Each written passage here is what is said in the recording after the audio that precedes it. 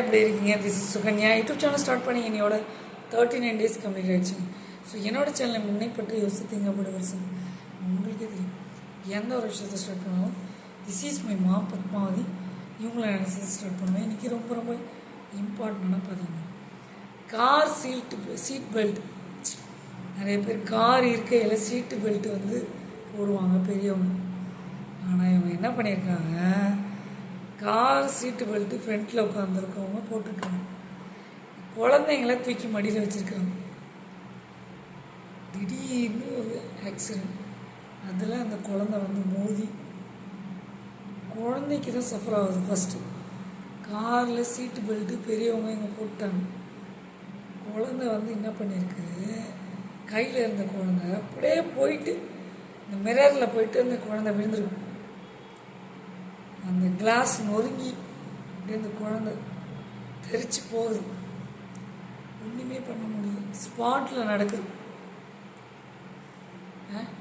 நாம் உட்கார்ந்துட்டு இருக்கும்போது கண்டிப்பாக சீட்டு பெல்ட்டு பெரியவங்க போடுவோம்.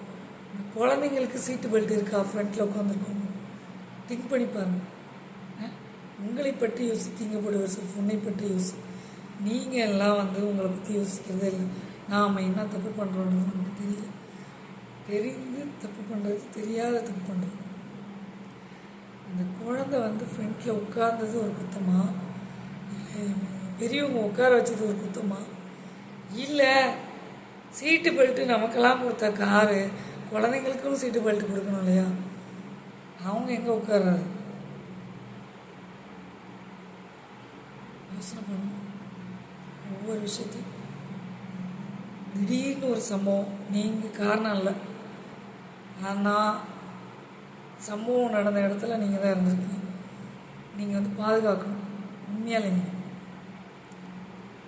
நீங்கள் தெரிஞ்சு தப்பு பண்ணலை, தெரியாத பண்ணுற தப்பு, சில தவறுகள், எவ்வளோ பெரிய ஒரு விபரீதம் நடக்குது.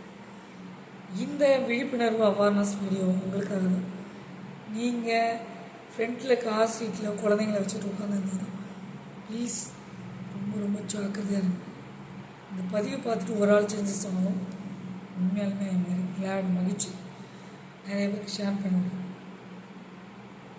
ப்ளீஸ். ஒரு வேல்யூ இருக்குது. சின்ன சின்ன விஷயத்தால், சின்ன சின்ன அலட்சியம், இந்த அலட்சியத்தால் இழப்பது நீங்கள் தான். உண்மையாலேங்க உன்னை பற்றி யோசித்தீங்க போட்டு செல்ஃப். நீங்கள் அலர்ட்டாக இருங்க. உங்கள்கிட்ட குழந்தைங்க இருந்தாங்க பாதுகாப்பாக வச்சுக்கிங்க. ஏன்னா சட்டனாக ஒரு நிகழ்ச்சி நடக்கும்போது இதுக்கு நாமளும் ஒரு காரணம்னு நினைக்கும்போது கில்ட்டி ஃபீலிங் எல்லாருக்கும் இருக்கும்.